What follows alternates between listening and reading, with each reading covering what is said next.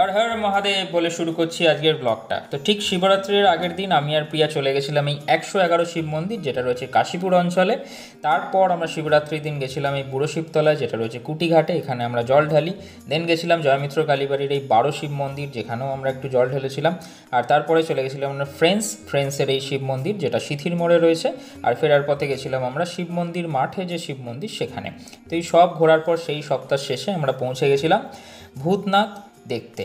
তো ভূতনাথ সকলেই জানো যে কলকাতার বুকে সব থেকে বড় যদি মানে শিবের আরাধনার কোনো জায়গা হয় বা যদি শিব মন্দির হয়, সেটা সবসময় নাম মাথায় আসে যে ভূতনাথ মন্দির। তো সেই ভূতনাথ মন্দিরে শিবরাত্রির দিন যাওয়া হয়নি ব্যস্ততার জন্যে। তো সেই সপ্তাহের শেষের দিকে চলে গেছিলাম। তো আজকে এই ভূতনাথ মন্দিরের কিভাবে তোমরা আসবে, কি কি আছে এখানে দেখার, আর ভূতনাথ মন্দিরের সাথে এখানে যে মোটা বাবার মন্দির আছে, যেটা অতটা লোকের কাছে পরিচয় হয়নি বা পরিচিতি পৌঁছায়নি, সেটা নিয়েও আজকে আলোচনা করব। তো ভূতনাথ মন্দির দেখে তার ঠিক উল্টো দিকে মায়ের মন্দির রয়েছে, কালী মায়ের মন্দির। তো ঠিক অপোজিটেই দেখছো যে এই মানে রাস্তা দিয়ে রেল লাইন যাচ্ছে, চক্র রেল। তো এই সেই মায়ের মন্দির, যেখানে কালী ঠাকুরের মন্দির রয়েছে, এবং ভূতনাথের মন্দিরের ঠিক উল্টো দিকেই এটা। তো এই মন্দিরটাতে প্রথমবারের জন্য এলাম। ভূতনাথ মন্দিরে তো অনেকবার এসেছি, এটাও তোমরা দেখে নিতে পারো। মানে এগুলো সব একই জায়গায়। মানে তোমরা যদি বাইকে করে যাও, জাস্ট ভূতনাথের ওখানে বাইকটা পার্ক করে এগুলো ঘুরে নিতে পারো। এই উল্টো দিকেই হচ্ছে ভূতনাথ মন্দির। এখানে শিবের একটা মূর্তিও রয়েছে, এই সেই মূর্তি। আর তার পাশে এখানকার একটা শেরাওয়ালির মূর্তিও রয়েছে। তো বেশ ভালো মন্দিরটা, নতুন সংস্করণ করা হয়েছে মন্দিরটার। তোমরা যদি মেট্রো করে আসতে চাও তাহলে শোভাবাজার মেট্রোয়ে নামবে, সেখান থেকে অটো যায় ভূতনাথ মন্দির অবধি। আর যদি জলপথে আসতে চাও তাহলে তোমরা আড়িটলায় নামবে।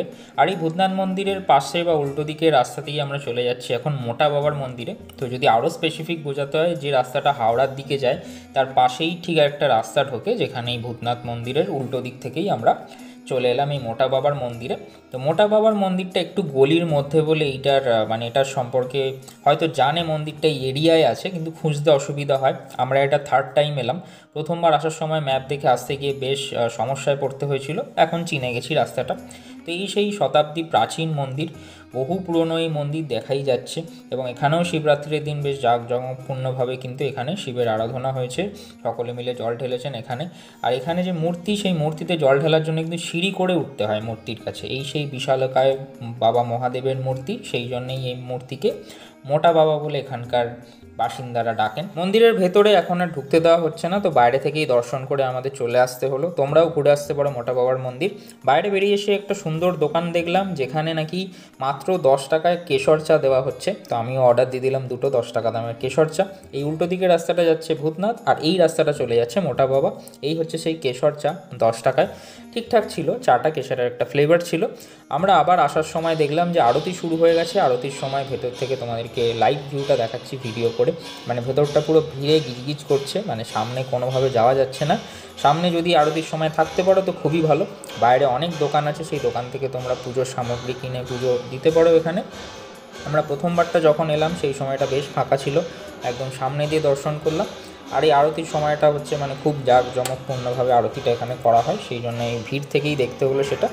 আর বাইরে বেরিয়ে সেই রাস্তাটা তোমাদেরকে বুঝিয়ে দিচ্ছি। এই বাঁদিকে হচ্ছে ভূতনাথ, এর থেকে সোজা এগিয়ে গেলেই হচ্ছে এই নিমতলা মহাশ্মশান। আর উল্টো দিকে রয়েছে অজস্র দোকান, যেখান থেকে তোমরা তোমাদের ইচ্ছা মতো ডালা কিনে পুজো দিতে পারো। তা একদিনের ঘোরার জায়গা বলতে গেলে কিন্তু এই এরিয়াটা, মানে নিমতলা সংলগ্ন এই এরিয়াটা, এখানে অনেকগুলো মন্দির রয়েছে। তোমরা একটা সন্ধেবেলা অনায়াসে এই জায়গাটায় ঘুরে আসতে পারো। আর পুজো দিতে চাইলে তো দিতেই পারো। এখানেই রয়েছে যেটা দেখালাম তোমাদের রবীন্দ্রনাথ ঠাকুরের সমাধি, সেটাও এই জায়গায় রয়েছে।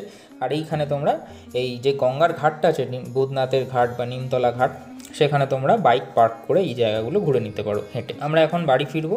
তোমরা এখানে চাইলে টুকটাক খাওয়া দাওয়া পেতে পারো, মানে খুব হেভি কিছু নেই, মোমো, চাউ, রোল এইসব আছে, ভুট্টা। এই হচ্ছে সেই গঙ্গার ঘাট। এই গঙ্গার ঘাট থেকে তোমরা বসে একটু সময়ও কাটাতে পারো, হাওয়াও খেতে পারো। আর এই সোজা গঙ্গার ধারের রাস্তাটা সোজা চলে আসে কুমারটুলি বাগবাজার। আমরা এখন সেই রাস্তা ধরেই বাড়ির দিকে আসবো। ভিডিওটা ভালো লাগলে শেয়ার করো, চ্যানেলটা সাবস্ক্রাইব করো। হর হর মহাদেব।